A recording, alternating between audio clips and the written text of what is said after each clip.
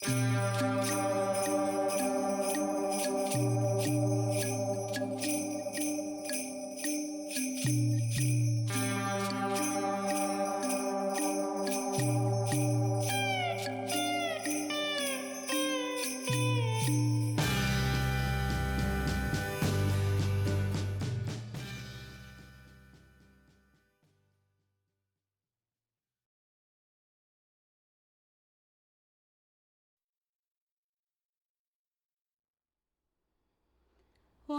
wane hiana he ne ne wane hiana he ne ne wane hiana he ne ne wane hiana he ne ne wane hiana he ne yo e wane hiana he ne ne wane hiana he ne ne wane hiana he ne ne wane hiana he ne ne wane hiana he ne yo e.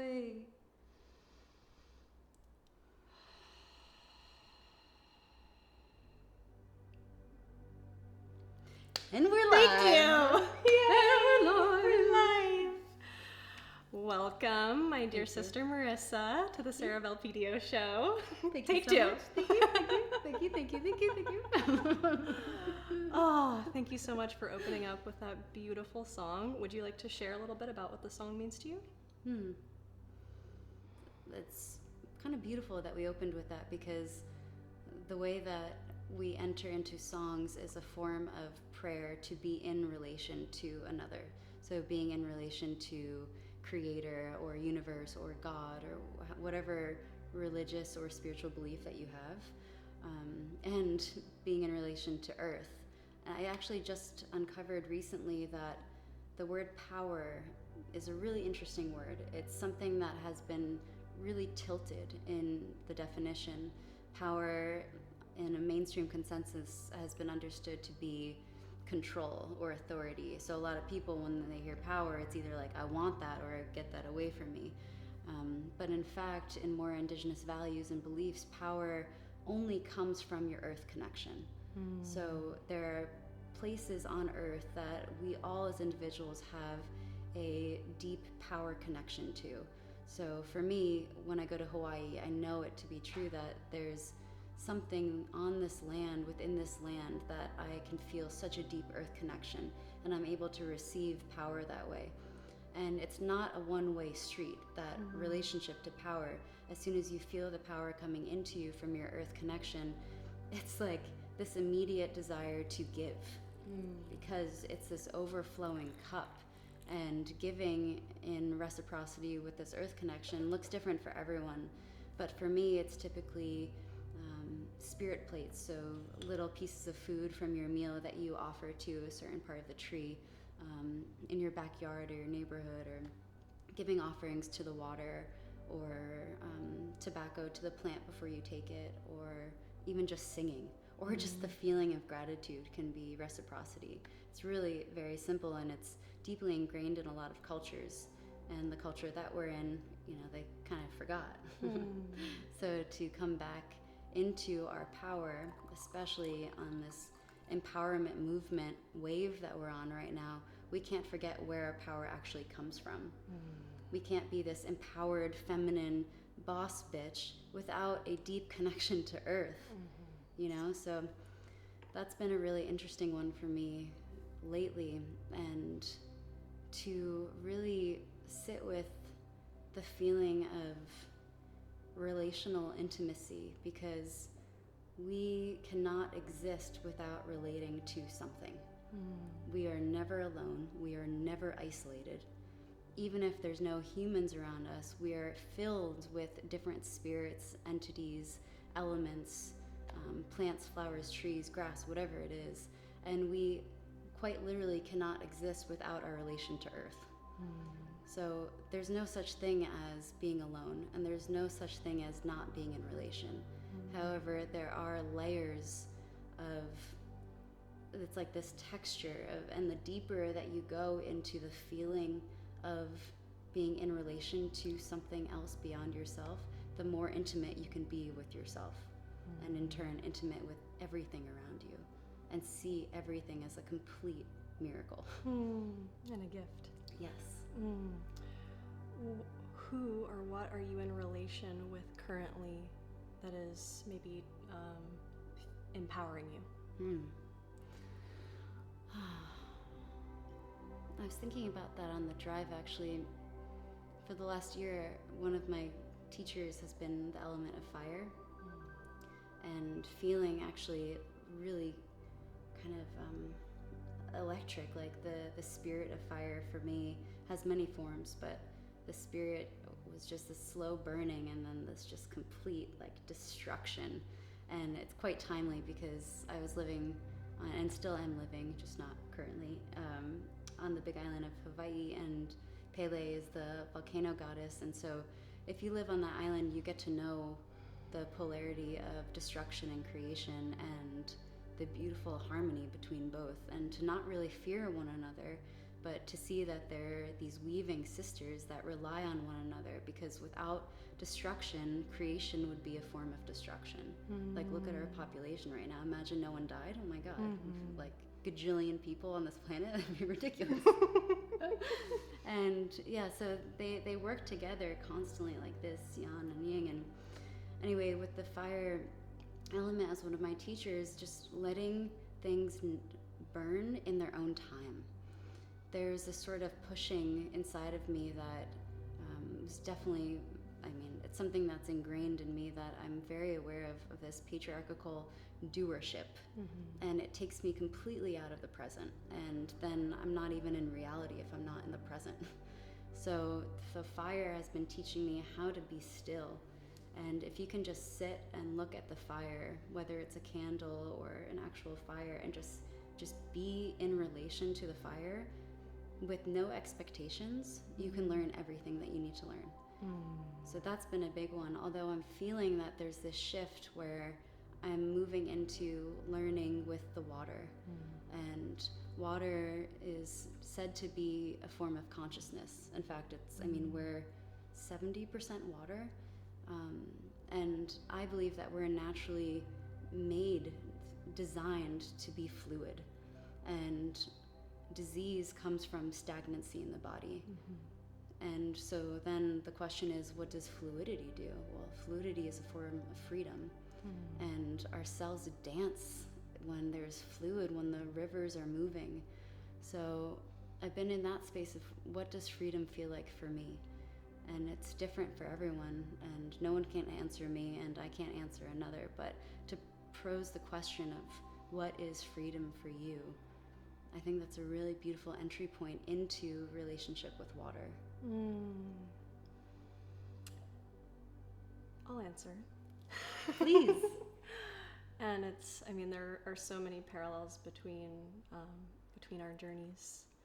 Me also spending time on that same island not too long ago, and the fire and Pele is what called me there. And I received the message when I was staring in the fire in my backyard after a really powerful journey with mushrooms, and coincidentally on the new moon in Sagittarius, so a fire sign. And I sat out in the backyard with my friend, and I just completely became the fire, and the fire started to tell me that I was going to be called into this journey to experience fire in a new way that I hadn't experienced before. And that part of that was going to really show me more of who I am, right? And that's the power of the fire. It burns away everything that we are not, everything that is false, everything that, the illusion of who we think that we are. And really accepting that I am the volcano. Part of my role here on earth is to bring death, is to help us understand that actually death is not something that we need to be afraid of. And just as you said, it is a critical part of life, of creating new life, of allowing new life to grow through. And the beginning part of my journey was very much focused on the fire, and then it brought me into the water. And because I had allowed the fire to just completely overtake me, there was all of this space and all of this freedom in my body for me to remember, And so the next part of my journey brought me into the water, swimming in the ocean every single day. And the power, bringing this back around to power and what real power is, the power that I became connected to through my relationship with these elements was unlike anything that I've ever experienced before. And I began to understand, as you said, what real power is, and seeing that all of these things that we call power out in the world, that's actually not what it is. It's control and manipulation, and I feel like that's also part of my journey, and I feel like very much part of yours as well, is to help us redefine for ourselves what is true power. A lot of us, because of the way that the powers that be have manipulated and controlled the earth and all of the beings on the earth, we're all scared of it. We're scared of fully stepping into our power because of the distorted way that we view it. And so what I really learned remembered being in the water, is that our power comes in the fluidity, right? Which is exactly the opposite of what we're told. The way that we're able to be in our power is to allow ourselves to flow with the natural current of life. And I know you've been on a journey with practicing non-attachment. And I'd love to hear about that journey for you, and how these elements have helped you, and your relationship with these elements has helped you cultivate this ability to detach from these things that we think we attach to these things because we think that gives us some sense of control and safety. And then the process of letting go and releasing those attachments, which water is just like the most profound teacher, to be able to actually allow ourselves to be held in our fluidity and realize that fluidity is a safe space. And so I'd love to hear. Yeah, good question. It's like you pulled the question out of my head. That's how it works. Great. Telepathy does wonders. I'll start by sharing that one of the prayers that I had a few years ago that I've been evolving for my life is, I just want to be love. I just want to be love so people can feel love within themselves and have it rippled out, because with love, what war would we have? What polarity would we have? What division would we have? And then it moved into, I just want to be in devotional service. And that was me starting the journey of emptying, essentially, and becoming a vessel for spirit to move me, and starting to study Taoism and the Wu Wei, and actually how simple and beautiful life can be when we just get ourselves out of the way. And now my prayer is saying thank you, and seeing that any idea that I have of my life is so small to what actually is being offered to me.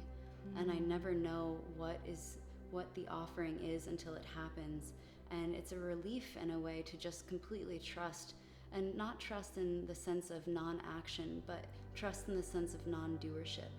And non-doership is more about just being in the present moment and being open enough to see the miracles or the synchronicities that happen around you, and what spirit is asking you to do in that moment.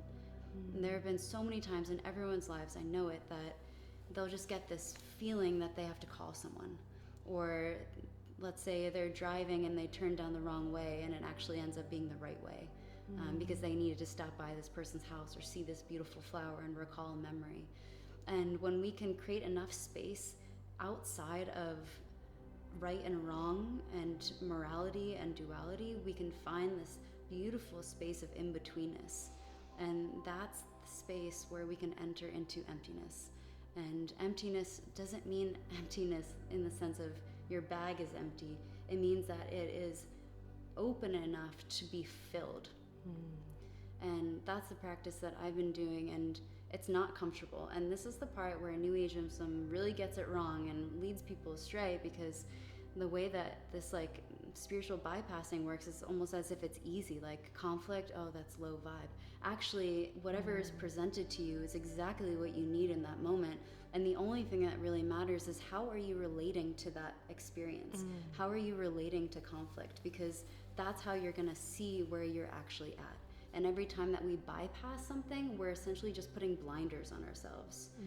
So that's a really important one for me to uncover. Like the past couple of days, I've actually experienced a lot of conflict. And I was like, wow, this is interesting that's coming up.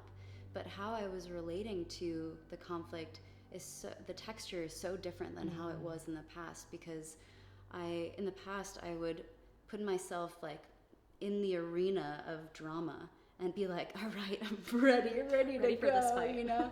Like fighting actually comes very naturally to me. And now it's like, what vampiric energy? Because if a fight is worth a fight, you're not going to be thinking if it's worth a fight. It's just this, it's like non-doing, but there's a taste of action in it. You just don't have time to even think about it. Like if a child is on the side of the road and harmed, fell off his bike, you're not going to think like, oh, should I do that? It's like, no, you just do what is in the moment, not what's right or wrong, just what is in the moment, and then you just follow that. And the non-attachment thing, man, once you start praying for let me be unattached, all your attachments come to the surface. And Spirit's like, okay, you want to work on that now? All right, here you go.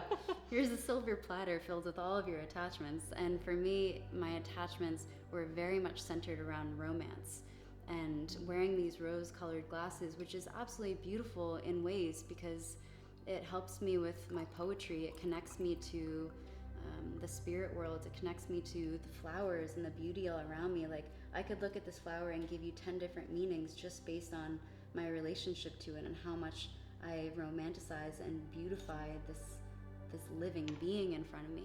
However, it's good to have both, and it's good to just take off the glasses when you need to. And so romance was something that was starting to change for me, because I was seeing that my idea of love was actually addiction. And I was like, okay, Pele, volcano goddess, now I see my addiction, let's burn that. And then I was given an opportunity to burn that. And this is the thing about keeping yourself as empty as possible, is I started to have ideas of what it would be like to have my addiction to love die, where I was like, well, I'll just never be in a relationship again, or I'll never be able to relate to this person again. But in fact, what happened was during this decomposition phase of addiction to love, I actually started to feel more love. But it wasn't geared towards one person, because I was realizing that an addiction comes from a place of need. And I didn't need anything anymore because I had everything that I needed. And if there's ever a time where I didn't have what I needed, I knew that I would receive it. And so there's that trust again. There's that relational understanding to everything that's around us. So the attachment thing has been interesting. And the last part that I'll say is, a few days ago, there was a huge fire on South Point in Hawaii where I live, and I got a call from my roommate who's there right now, and in the call, she's like, there's a huge fire approaching, it's 100 yards away, what do you want from the house before it burns? And I just took the call, and I was like, my engagement ring? And that was it. Wow. I had no charge. I had no feeling of fear, anger, sadness, grief, relief, nothing. It was just like complete equanimity with the situation. And I was like, wow, I'm able to see where I was and where I am now in relation to attachment. And it's not that I didn't care, you know, that's my home, and there are farm animals, and there's so much life there, and I planted so much food. So of course there's like a lot of meaning there, but I'm not in control. And every time I've put myself in a situation where I think I have control, I am just thwarted. So that was like the most natural feeling for me is, okay. And the next day I got a call, it's like, it got 50 yards away from the house, across the property line, and the house is okay. Wow. And that's also great. you know? So moving ourselves outside of a place of conceptual control is probably the most liberating thing that we can do for ourselves in our lives. And that's what will help the waters flow. Our own waters and the waters of the world. Yes. That's another whole topic, really. So when we look around us with our environment, the sun is like our solar plexus. It's our creative energy, it's our fire. And the water is viewed as consciousness, and the soil, it can be viewed as fertility. So then let's create some meaning around these things. Water is consciousness. How are we treating the waters right now on this earth? They're polluted, they're poisoned, they're running dry, at least in some areas of the world. And then other areas, it's just like a massive amount where the land can't even handle it. So in many ways, we can look that we as a collective, because we're all aspects of one another, we as a collective are poisoning consciousness in some capacity. Our own consciousness. Yes. And that is something to look at, because water is life, water is what feeds us, water is what keeps us alive. Beyond a human-centric viewpoint, water is what keeps Earth alive, being mostly made of water. And we have to take a look at, why are we poisoning ourselves? What sort of self-flagellation is occurring right now, and why? And not to blame and shame, because that's not going to help anything. That's going to put us in a place of fear or resentment, but really like taking a stance and seeing in the stancelessness and asking the questions why, and then going from there, and everyone will have their own answer. And that's a big thing for me about climate action and climate change. It's like, well, really, it's human change. The planet's doing its thing. It's trying to create, or she's trying to create, some level of homeostasis with all the things that are occurring right now. So it's not that the earth needs to change, it's that we need to change our relationship to the earth. And when it comes to the soil health, soil is viewed as fertility in my mind, because the soil is what gives life to everything around us. Like these sunflowers, for example, without fertile soil, they would not grow. And also, soil holds more like bacteria and essentially probiotics for our gut than anything else. And I believe it's about, we've lost 70 to 90% of nutrients in our food because of the soil deterioration. And so the fertility of the soil is going down. Well, what else in our world is going down with fertility? Humans. We are becoming infertile in many, many ways. And that also should be looked at. Can we readjust and re-alchemize our fertility within ourselves and our species by redirecting our attention to the soil's health? And for me, there's no separation. Like that's why relational understanding is so important, because we are not separate from anything around us. It may look different, and we may have different frequencies, different energies, but we all are in relation to one another, supporting one another. How did you begin to cultivate this relationship with other beings on this planet, human and non-human?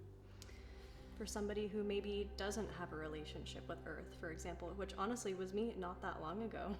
Like I was having a conversation with my friend, and I used to be afraid of nature. I grew up kind of being conditioned to be afraid of going outside and getting hurt and getting injured. And so I've had to reclaim kind of like that, tap into that childlike wonder of just like being so innately connected to the environment is something that I honestly have experienced for the first time, and it's like fullness I felt like when I was on Hawaii.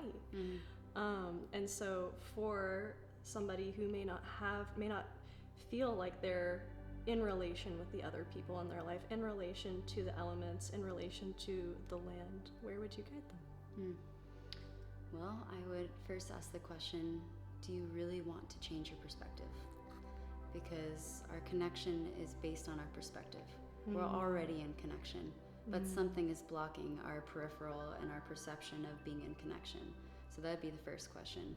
And if the answer is yes, then simple practices, one of having your heart open enough to not have the answers, and then two, going to a flower or a tree and just sitting and observing. Like the first step of connecting is observing even just the physical dimension of it. So for example, with the sunflower, if I wanted to go into connection, which actually this is how you do connect to the frequency of a flower.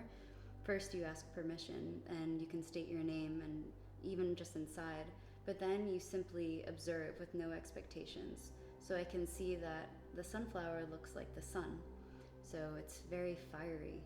I also know that sunflowers will always face towards the sun, so there's a form of illumination. Like that could be a medicine of a sunflower, is that it wants to help you stand in your power, stand on your own stage in your own movie and illuminate your own truth. And that it has the sun energy to back it, and it will always find the light wherever it is. Doesn't matter where it is, it will always find the light. And so through my connection to it, through my meaning making of it, or her, or I'm already in connection because I'm relating. So relating is a really important part of connecting, and we can do that with people too. So for example, if you are having a hard time relating to someone, like I'm gonna give you an example of my mom. My mom and I have a challenging relationship at times, but if I can sit in front of her and just relate to her, first, same way, looking at her wrinkles, like, wow, she's lived a really long life, and her thinning hair, like, wow, she has so much wisdom to share. And then her sloped shoulders, she must have had a lot of really difficult times. And I'm now in relation to her just through being able to viscerally and visually see her. And that's the entry point into relationship. Our senses. Yes, our senses are so vital. There's this book called Bringers of the Dawn. It's a Pleiadian transition book that I'm sure you've read. And it talks about how in order for us as humans to evolve, we must restore our relationship to our emotional highway. And our emotional highway is essentially our entire chakra system, but in order to access it, it's through feeling. And I found that to be so beautiful, because when we look at the world, some of the stagnancy that's occurring is from disassociative behaviors. And disassociation comes from choosing not to feel, either subconsciously or consciously. And we can't move through anything or even be with something if we're not willing to look at it.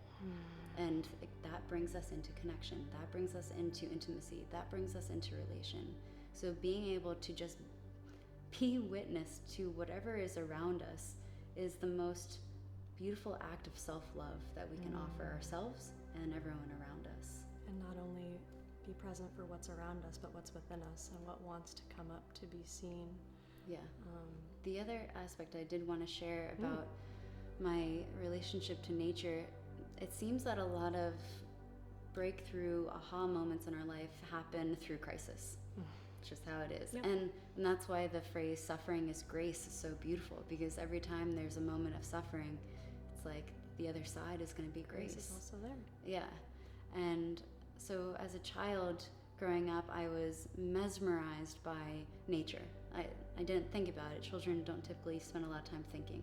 It's just like the non-doership. They're little Zen beings running around until they get indoctrinated, if they do. And my relationship to it was so pure. I would always be climbing trees and talking to the flowers, or finding the riverbeds and finding beautiful stones and creating fairy houses. And then at some point, I think around the age of 8 or 9, I was diagnosed with bipolar, but it was a self-diagnosis through my mom, and I was put on a bunch of pharmaceuticals, about like 10 to 15 different pharmaceuticals. And talk about disassociation, I couldn't feel anything.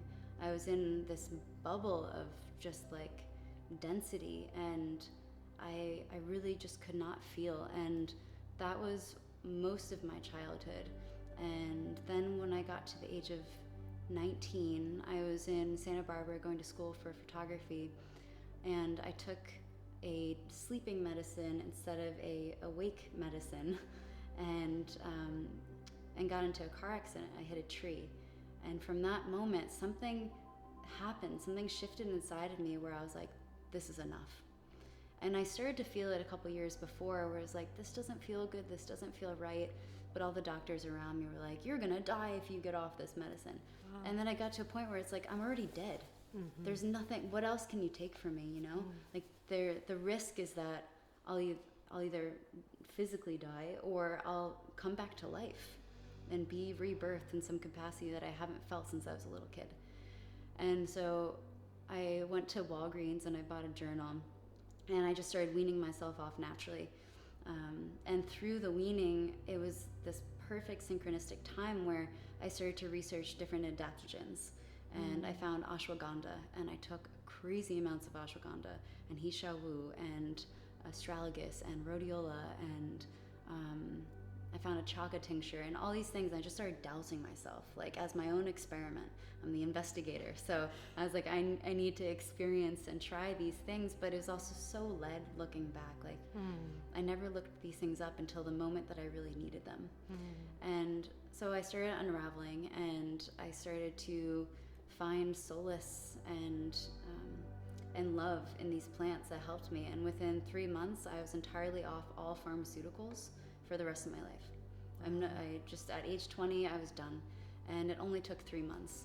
And when you read about people weaning off these things, it's usually like crazy hormonal shifts and suicidal acts, and it could take years. Maybe not. Maybe we need to push back against a certain narrative that we're hearing, because from my experience, it was seamless, it was easy, and I had the support of plants because I believed that I had the support of plants. And this relationship that I refounded is really what helped me reconnect to nature. But it was a slow burn, this romance between me and the natural world, because that for me was like, okay, I can be supported in a holistic and natural way.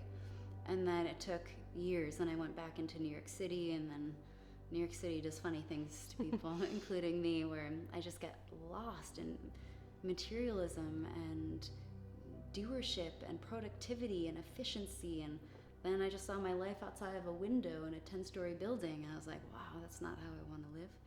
And eventually I got to a point where I just quit my job, I sold everything I owned, and I started traveling.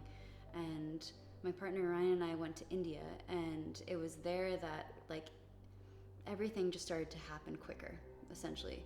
For the first like 7 years between getting off the pharmaceuticals and then entering into New York City and leaving, that was about 7 years, and it was a slow burn.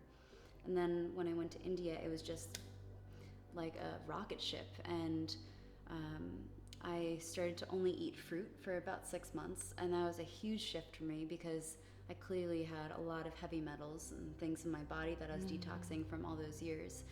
And then doing the yoga practice as well with this amazing, amazing master teacher, it helped me shed not just physical, but energetic and spiritual layers that were preventing me from being in relationship to what's around me. It was like these barriers that were created from societal programs that could not allow me to see what was right in front of me. And when we look around, that's the case for a lot of people. It's like they just can't see. They can't see just the gift of being alive. Like, where does our breath come from? How amazing is that we are in relation to trees, and therefore we can breathe. And through our breath going out, it supports the trees. Like, what a divine orchestra of living beings on this planet for us to be in relationship. And to just kind of full circle this prompt is like, how could we not be in relationship? You're already in relationship because you're breathing and you're drinking water. So the best thing that we can do, the next phase of our relationship, is to simply say thank you. Like, thank you for this breath of life. Thank you for drinking water. Thank you for the food that grows on this magical soil that somehow one tiny seed can just grow and be enough for a family to eat. It's like absolutely amazing. Wow. It's magic. It's magic. You wake up to the magic of being alive, and what a gift that is, and knowing that our time here is limited. And so there's nothing more important, at least in my eyes, than to be present for what's here, because it might not be here for very long. Even if it's a feeling of immense pain and suffering, everything is constantly changing, everything is in flux. And I've grown to really love those moments, to love those depths. And like one of the questions that was coming to mind when you were speaking was, I would love for you to share your relationship to your womb, and by extension, the relationship to the soil again, and your connection then to food as well. Yeah. Totally. Let's see, where to even begin with the relationship to the womb. And darkness, I guess darkness is kind of what was bringing me there, and like the magic of the darkness, and that we're programmed to fear the dark. We're programmed to fear the lows and the emotional wave. We're programmed to fear suffering. But actually, like you were saying earlier, in that experience is when we are accessing our potential, and we're able to taste the limitlessness of our experience here. Mm-hmm. Well, I'll start with saying that we as women are naturally cyclical beings, and so we have phases, and yet we are in a patriarchy where it's a 24-hour clock. It's not cyclical, and so our bodies are programmed very differently than how the outside world is functioning. And women, thank you, women around the world are reclaiming that by seeing that they're cyclical beings, and to honor the phases. And the next phase of understanding the phases is to honor them, and to really like deprogram and uncondition our minds from thinking that we always need to be on, because that is not true. I don't know who started that lie, but it's not true. I know for me that the times that I go into silence, usually during my moon, especially if it's in line with the new moon, which is a time to go in those moments, there's a small fraction of me now that still wants to fight it. Like yesterday, I'm on my moon now. Yesterday I wanted to write poetry, and I was like, nothing was coming to me. There's brain fog, and I was like, shoot, I really want to write. And then I was like, I guess today's not the day. And I just got into a bath and I just didn't write. And this morning I wrote. It's like, that's just how it is. And to honor those phases and know that like darkness is a time of pure creativity. It's the food in which creativity needs to eat. And we're trying to stay away from the darkness, and that's why the world, it's like it doesn't have as much creativity as it used to, because we're in the form of replication. Go to social media, everything is being replicated, whereas there's very few like truly authentic creative expressions, because we're not honoring the darkness. And the darkness is what we need as fuel. And it won't feel like fuel when you go into it. It's just going to feel like you're in a dark room. But that's kind of the magic of it. It's the complete unknown, and to just like let your mind rest, let your body rest. And that's been a really important phase for me. And my relationship to my womb, well, it started when I was 13 and I got my moon, and I remember I was like, what's happening? Which is a lot of people's, or a lot of women's experience, you know? And my mom just like slid a tampon underneath the door, and I was like, what the hell? You know? And that was my introduction. And I was taught through the people around me that it was shameful. It was like, oh, gross. I remember one time I bled through my shorts in school, and it was like, I was just so embarrassed. And recently, actually, I bled through my dress, and I just walked into the DMV like, here I am. Oh, I love that. It's like, look how far I've come. But a lot happened in between these two polarities, and it was really this sort of, it was like this natural shedding. I mean, talk about your moon, like your uterus is shedding. Well, so was I in those 20 years that occurred in between, of feeling such fear and shame and embarrassment, to just complete liberation and just not really caring what anyone else thinks, and seeing it as so beautiful. Even this morning, I was just like, wow, thank you so much. Like, I don't really know what you're shedding, but thank you, you know? And again, thank you as a form of connection and relationship. There's also this book called Her Blood is Gold, and that is an amazing book that I recommend every woman to read, especially women who are having a hard time relating to their womb space or their moon cycle, or really wanting to uncover how the patriarchy has infected women in that way and disconnected us from our wisdom. And in a lot of cultures, when women bled, all women went into the red tent, or they went up the hill, or they separated themselves from the community. And this was viewed as like, oh, women are dirty. But that's the wrong narrative. The true narrative is that women are so powerful in that moment, so energetically profound. Their aura expands out, and they go up to the hill, they go into the red tent, they go into the forest alone to receive wisdom from the stars, from the celestial beings, from the terrestrial beings, and they meet halfway in the heart. And it's through women going out into their own space that they receive wisdom, and they bring it back to the community, and they bring it back to the people. And that's a very important practice that has been left behind. And it's slowly being picked up in everyone's own way. I don't want to make any generalizations, but I will say that's a really important practice that was around for a long time for a reason. And what a beautiful way to reconnect outside of shame. Like, in fact, it's the complete opposite. It's a place of just immense beauty, and we're designed to be caretakers with wombs. We're designed to nurture. We're designed to love. And what a beautiful form and expression of love to be able to receive wisdom and then share it with the people that we love. So it takes a deep level of listening and a reintroduction into the womb space. And that is our connection to our power. Yeah. Right? Totally. Yeah. I would love for you to share a bit about your relationship with food and the power of food to reconnect us to ourselves and Earth. Well, this is another long story. That's what we're here for. Sharing stories. Yeah, it's also very, it's like a wave, so join aboard the ship. So the reason that I feel I have a deep connection with food is because I lacked connection. And it's very similar to the story I shared earlier, where as a child I was absolutely in love with food.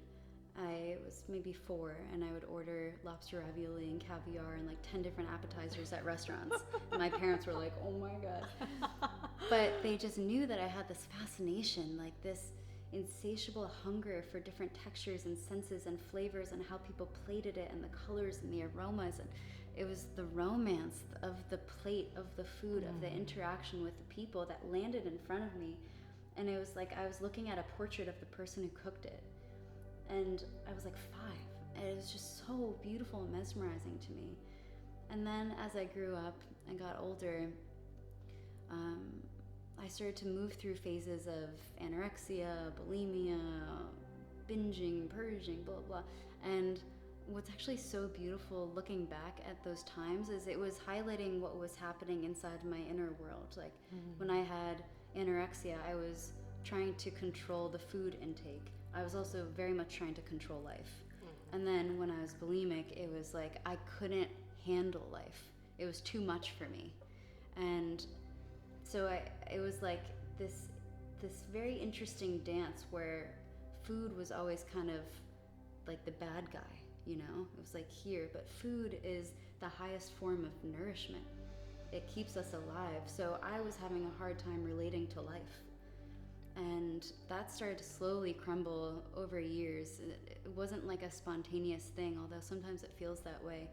But it was this sort of slow burn in which I started to reconnect with food in a way that I needed to at that time. And that was really through cooking, because I love creating. I love writing. I love gathering flowers. I like making medicines. I like cooking. I like anything in which there's a form of creation involved, and I'll do it, because that's how so much of my inspiration can move through me, and we're all naturally creators. So I started to cook again, and I started to find this intimacy with the food. And it's only been the last few years that I saw food as not just food, but as a sacred item, something that you would put on your altar, because the kitchen, in the sense, is one of the biggest altar places in our house. And it's something that brings people together. It can prevent wars, like people breaking bread together. It's a common phrase for a reason. It's what keeps us alive. And it's what most of our energy and attention went to before the Industrial Revolution, before jobs became a thing. So when we look at it that way, it's like that's probably the most important thing in our life, next to water and community and friendships. So every single piece of food that I would touch, I started to look at and have reverence for it. Like, especially growing food. Growing food was really helpful for me because just from a tiny little tomato seed, over the course of a week, it would sprout. And then I would see the symbology in that, like, this little seed of potential is germinating in darkness. How wonderful. So am I. And then it would sprout, and it would just stay this big for a little bit. And I was like, oh, you're deepening your roots so you can grow taller. So am I.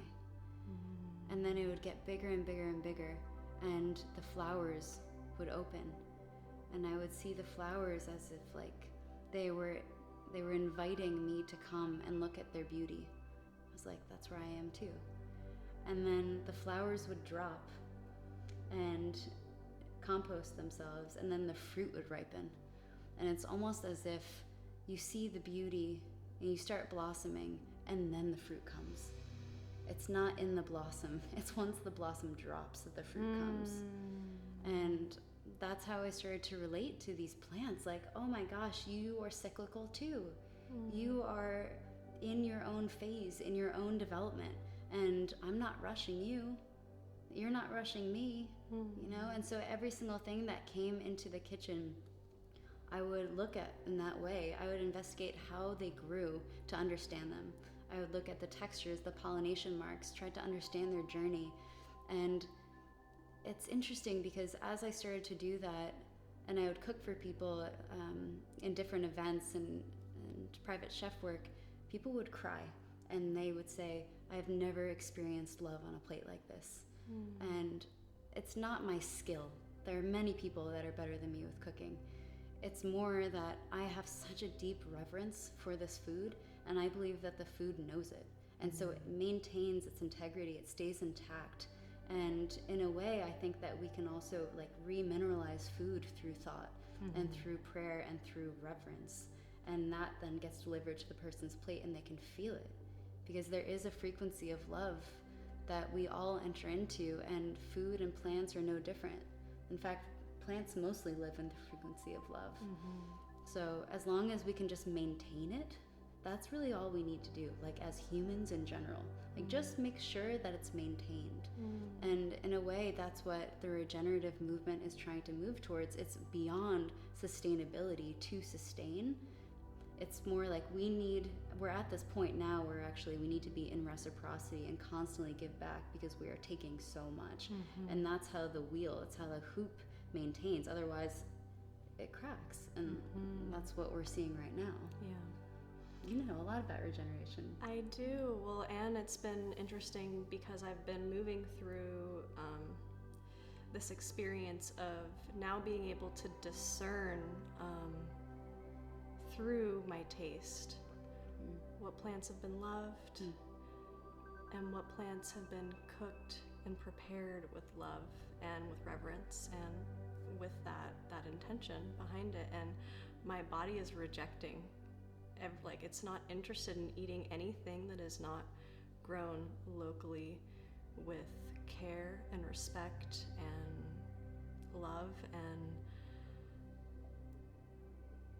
I'm learning so much more about life through this process. And it's like but it's not just my relationship with food, right? It didn't even start with food. It started with who are the people that I want to eat? Who are the people that I want to consume? What is the information that I want to consume? Like, we literally are what we're around. We are what we eat, and eating extending beyond food. And it's been empowering for me to cultivate that discernment, and at the same time it brings me sadness because it's connecting me to the state of food, the state of our nourishment. And I don't worry necessarily, but it is a sign of what is to come, food scarcity, and not just food scarcity, but the quality of the food that we're able to access. And so it's like through just connecting with my body and honoring like what it wants to eat, I'm being pulled in a completely different direction, literally through just that relationship with my food, through my mouth. And for some people, they may not, I don't know, be in relation with their food and care about food, but it's everything to us. It's the number one conditioning agent. We're the most conditioned by what we physically eat, and it becomes ourselves.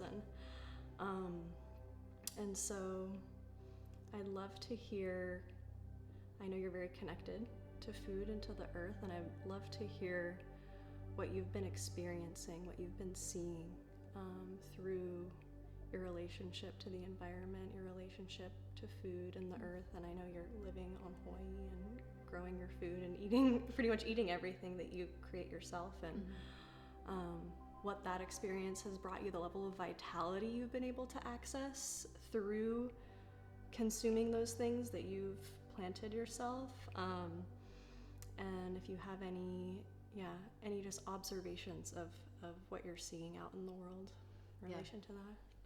Absolutely. First thing I want to say is there's a common phrase, health is wealth.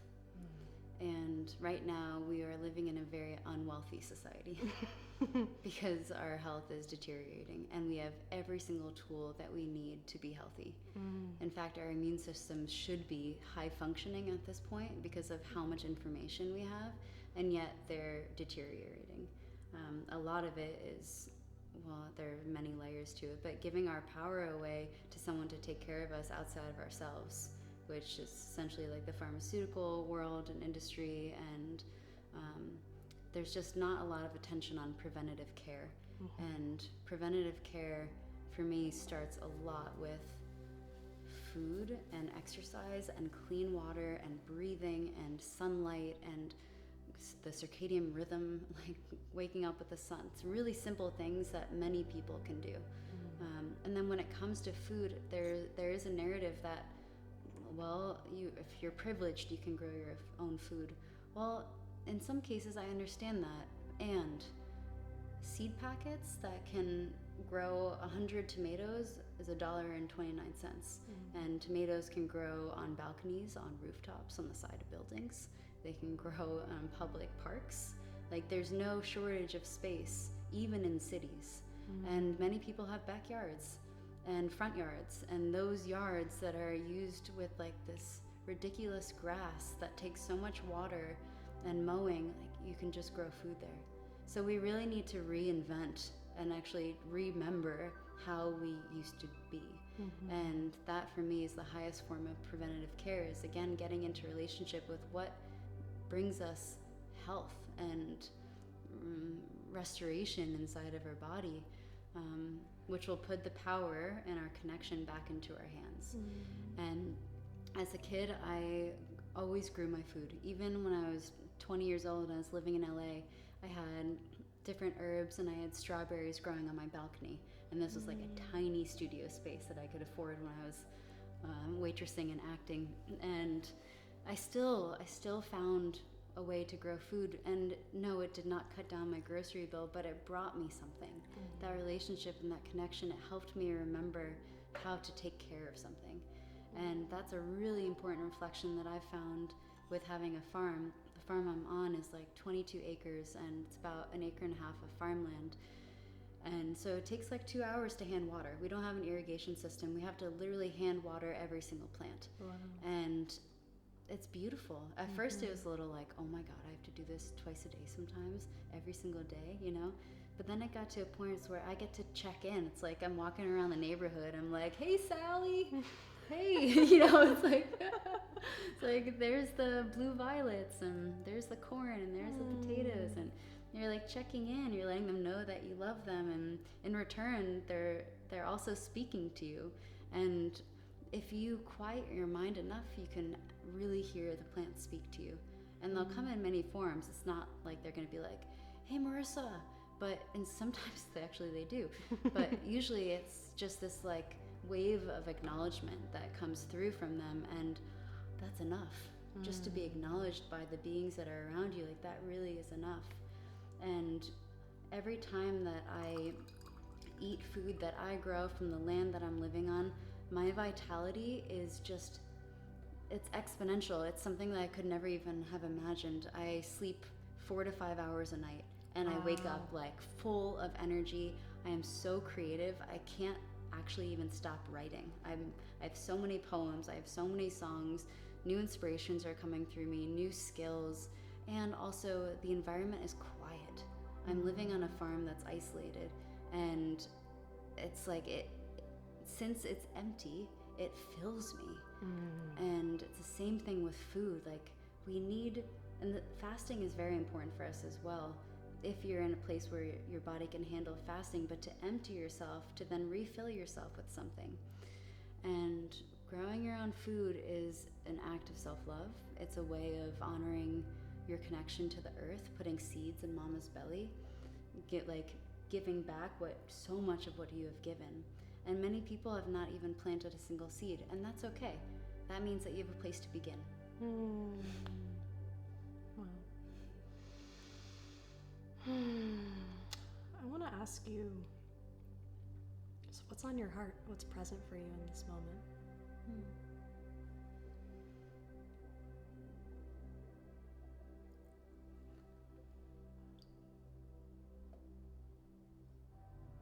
Well, that's an interesting question because I've just been empty this whole time. Right. It's funny. So I just what's on my heart? Well, whatever is happening around me. Like what's alive for me, this conversation. Although I haven't had a single moment of really reflection. It's just been the quick recall for some stories to emerge. What's on my heart? Everything that you've asked me has been on my heart. It's been actually so beautiful how there's something tangible within the space between us, which may and must be a part of every human relationship, where they can sense someone. When they are open enough, they can sense what someone is experiencing, because every single question that you've asked me has touched on basically the last 3 days of my life, moving through conflict and using it as an invitation for intimacy, and what attachment does to us and what unattachment does to us, disassociative behaviors, and then regaining vitality from being on a farm, or being with a farm rather, not on, and also reflecting on our environment and how vital it is. Like, we can't live on this planet without it, her. We cannot live on this planet without our connection. And things are going to be shifting. And actually, I would like to ask you a question now. Sure. So we are leaving the cross of rulership, Cross of planning into the sleeping phoenix. And I'm so curious what that transition is going to be like, or what's been written about. And then also, you had mentioned once before that we're leaving this sort of patriarchal environment and moving into the feminine. I'd love to hear about that, and how that could be in relation to kind of our discussion, like the environment, our connections, intimacy.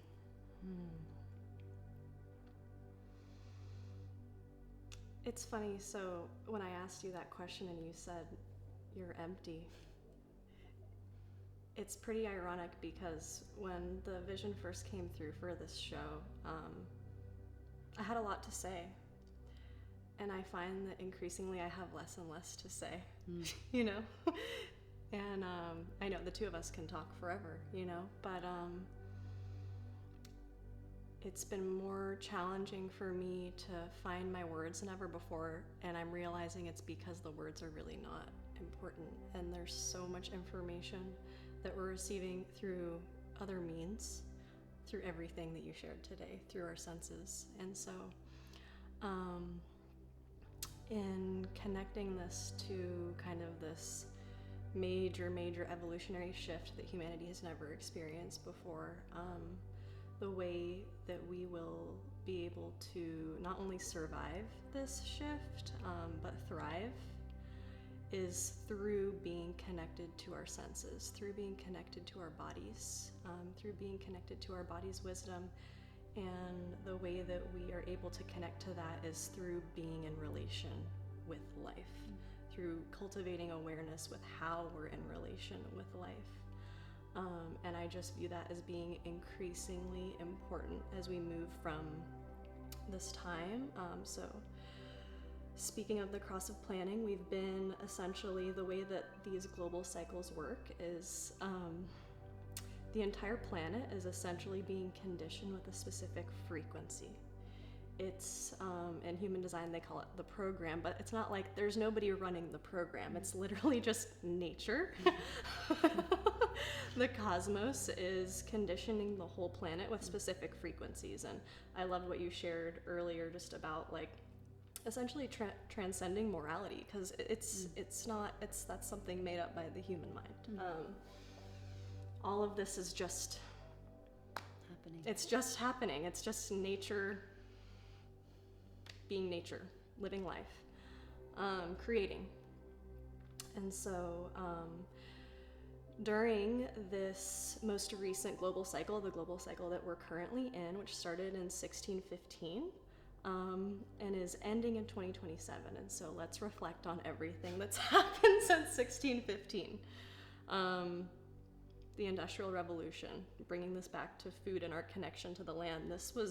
During this last cycle was the first time that humans became disconnected from their food, disconnected from earth, disconnected from nourishment. It became monetized and controlled by the powers that be.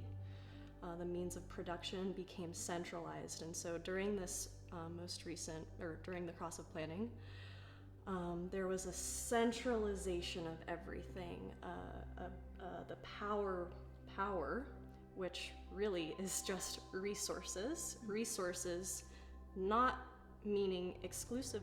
During this time, we've had this collective cooperation, but we've also had essentially the rise of, capitalism. And like I said, the centralization of power, and that these people at the top have the power, and pretty much everybody else has to work in order to have the resources that they need. And so everything that we're seeing out in the world is just a result of the cross of planning crumbling, right? Like, it's not like one day in 2027 everything shifts. These are gradual evolutionary cycles that we're moving through. And what we're moving into is called the cross of the sleeping phoenix. And so, as I mentioned before, it was 2 tribal, 2 collective. What we're moving into is 3 individual and 1 tribal. And so essentially the kind of shorter version of this is that we're moving into a time where individuals are going to be empowered to be themselves. In the past, individuals had to give their power away in order to survive. We were conditioned to look to these external authorities for answers to make our decisions for us. And essentially, the only way to survive moving beyond 2027 is to be connected to our own internal decision-making authority. And that brings us back to the senses, back to the body, back to our relationship with Earth, back to being able to discern what she's saying. Because there's gonna be so much noise as these cycles shift. And so individuals are going to be empowered to be themselves. And the way I see it is, and I mean, this is also talked about in some of the human design literature, but these institutions that have been created since 1615 that have been meeting our needs, giving us power, that have been created all these supply chains where we get all of the the goods and services that we need in order to survive and have what we want. All of those things are crumbling. And so think about, like, now most people are not getting what they need from their immediate environment. Some of the stuff they're getting from halfway across the planet, actually a lot of the stuff they're getting from halfway across the planet. And the reason that that's possible is because of the collective cooperation that enables that. Those supply chains involve so many people that before this cycle never existed. And so we're seeing this collective cooperation. We're seeing it now, right? Like, and so kind of like bringing this back to, because we could go on to this topic for like several hours, and I probably will at some point, because it's a very important topic, and I think it provides a lot of perspective around the shifts that we're seeing, and almost like depersonalizes it,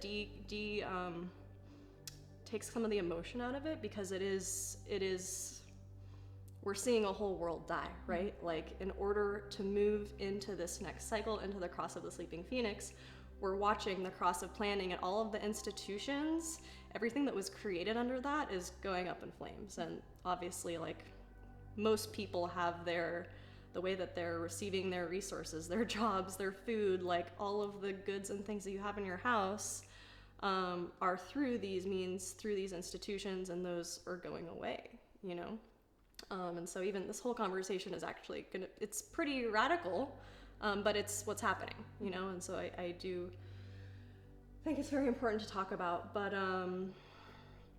moving into the future, to kind of, I guess, tie this back to what you were saying, I see it being absolutely critical that we begin to cultivate skills to resource ourselves. So we've been looking outside of ourselves to these institutions to provide resources to us, and that's not going to be there anymore. And so even thinking about like living in the city, for example, think about being in this house. We're sitting in Austin, Texas right now. What? At least in this timeline. Oh my God. And so, I'm connected to the power grid here. I'm connected to the city water. Think about all of the people that are going to work, right? Channel of community, going to work to make these things, to bring these resources to my house. The food in my fridge, I got some at the farmer's market, some at the grocery store.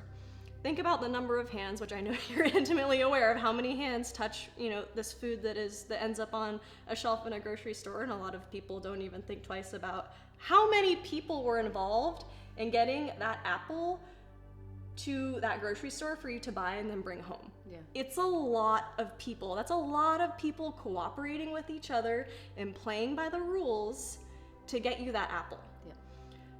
What we need to be prepared for is that that's going away. That's going away, and on top of it, we're dealing with the climate crisis and the fact that all of these conventional means of growing food, like our soils, as I know that are depleted, and they're not going to be able to produce food like they have in the past because of these monoculture agricultural practices. And so the way I see it, to kind of try to like wrap this up, because this could go on forever, but the way I see it is that we need to start really thinking about how we're resourcing ourselves and looking at the supply chain. Whoa, all these things that I just rely on and I don't even think twice about, how are these things getting to me? If there wasn't food at the grocery store, what would you do? And so, like, yes, growing your food is a really powerful practice to cultivate this connection and this relationship with Earth, like you said, 1,000%. But pretty soon it's gonna become critical to our survival. And it's a little scary, honestly, to contemplate, but big shifts are coming, and they're here. Actually, they're not only coming, like, they're already here, it's already happening. And so this has essentially led me and the people in my life who are awake and paying attention and just seeing, like, oh, when I went to the grocery store, I'm not seeing the same things that I used to. Oh, why is this so expensive now? We've been paying attention in our bodies, right? Like I was sharing before, my body doesn't want to eat the food at the grocery store because it's missing life. It doesn't have the life that I know that food should have. And so very naturally, through being connected to my own authority, to being able to discern what my body is telling me, I'm now moving in the direction to move out of the city, which doesn't really feel like a place where I can thrive, not only survive, but thrive, and moving out onto land, with community and to cultivate a much deeper relationship with the earth, a much deeper relationship with my food through growing my food and relying on earth and my community to support my survival, and also knowing that from that place I'm going to be able to access levels of vitality that I am not able to access here. Like, that's the other thing that's becoming really clear just through all of the energetic pollution in the city, all of the, you know, environmental pollution. It feels almost as though it's dulling my senses. It's like there's more information that I know I'm here to be able to have access to, and it almost feels like now being in the city, and I think the only reason I'm able to even discern this now is because I did spend 3 months on the island of Hawaii, and I was able to unplug from the pollution, unplug from all of just like the energy of the city, and eat more local food. And be in nature, be in the water every day, and be connected to this consciousness, like you said, being connected to memory, being connected to my body and my body's wisdom in a deeper way. And so through all of this, as I've shared with you, like, we're ready to go full off grid and start providing resources for ourselves. And at this point in time, it might seem extreme. I know not to you because you're already doing that. But pretty soon it's not going to be extreme. And I know for a fact people who are maybe watching this and they're like, oh, this is like so doomsday, like whatever, blah, blah, blah. Like, they're going to come knocking eventually and be like, oh, wow, these people have figured out how to provide for themselves. Not only do they have the food and the nourishment and the resources that they need to survive, they're thriving in this chaos. And so bringing this like back around to where we started this conversation with non-attachment, it's like the only way I was able to come to this is through not attaching to what I thought my life was going to be. I never thought I would be doing this at this point in time. I mean, I've had this vision for tending to land and growing food and cultivating a community that is living in harmony with each other and with the planet. But you know, it's only through non-attachment and through having this deep connection to my body's wisdom that I was able to discern, like, wow, my body is actually not being nourished in the way that it's asking for. And the way that it's asking for, you know, again, to the mind, it might seem radical because we're still kind of like a few years out from, right, we're about 3.5 years out from when the shift will happen in January of 2027. But we can all feel the change is coming.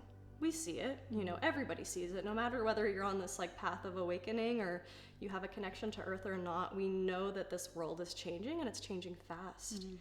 And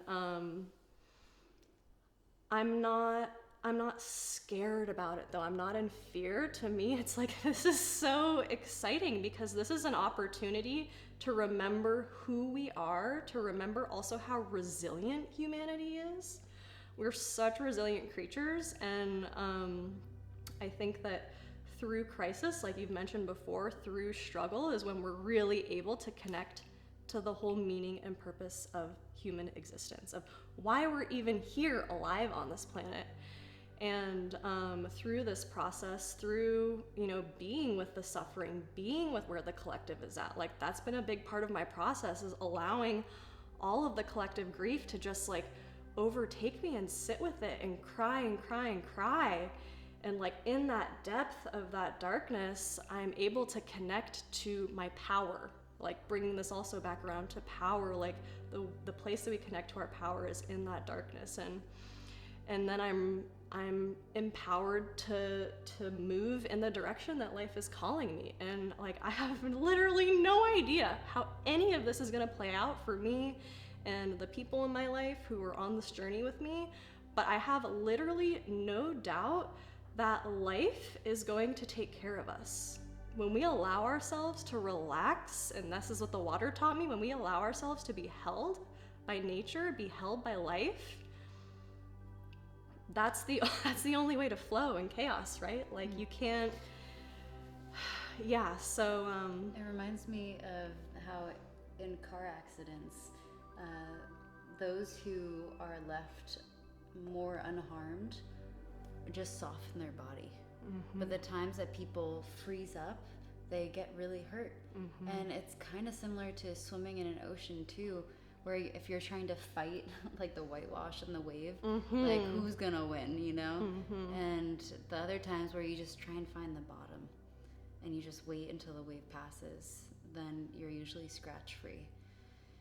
And I'd like to offer a rainbow bridge of thought to this prophecy of the sleeping phoenix, being that, as you mentioned, this earth loves us, and what's meant to be will happen and will occur, and reality will be as it is.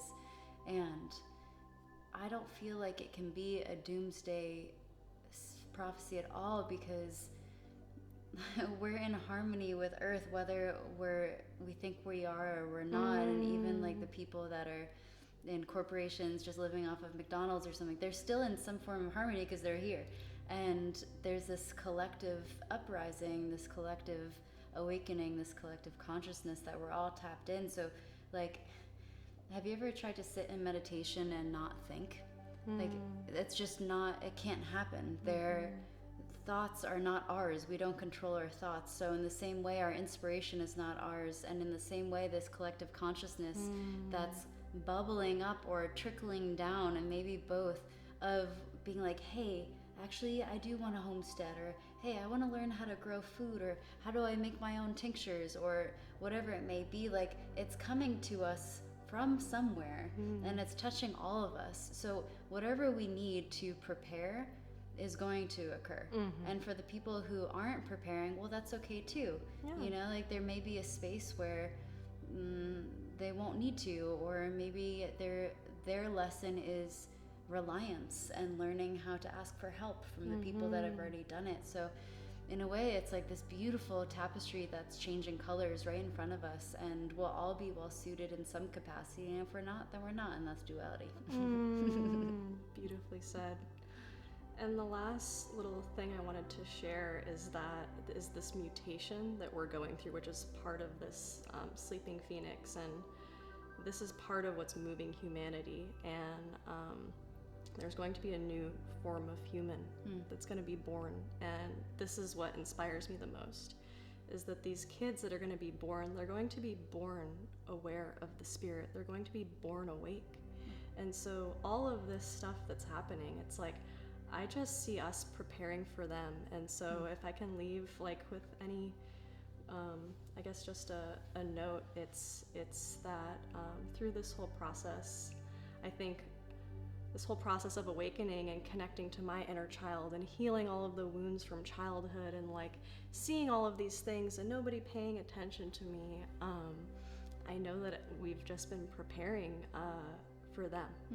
And that this whole intergenerational dialogue and becoming elders is a great privilege, and I'm very, very excited for these humans to arrive, and they're going to be like us in some ways and not in other ways, and we have no idea what that's going to look like, but that's another piece of hope that I hope I can leave with people is, and even in general, just listening to kids in general. I know you spent years taking care of children and tuning into their natural intelligence and brilliance, and that they have so much to teach us, and so I just wanted to kind of wrap up that brief, or that not so brief conversation about the changing of the cycles. But thank you for the question. And Can I end with a song? Please. So this is a Hawaiian chant, and I'll share the meaning afters. E malama I ka heiau, e malama I ka heiau, e malama pono I ka heiau, e malama I ka heiau, e malama I ka heiau, e malama pono I ka heiau,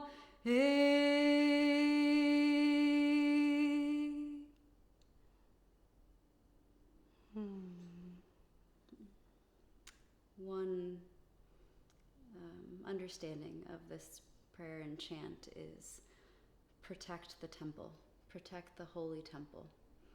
And a heiau is a place of ceremony. It's a temple. It's a place to offer in Hawaiian culture. But you can also look at it as protect your temple.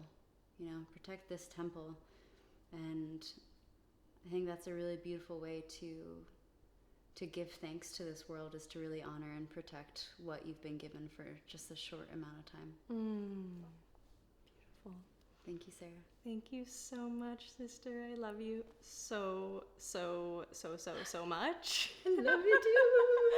And without a doubt, this is just the first of many conversations, and I'm so grateful to be in relationship with you. I learned so much from you. We learned so much from each other, and it is truly such a gift. So thank you for just being yourself and shining your light for the world to receive and be blessed by. Thank you. I love you. Is it dance party time? Hell yeah.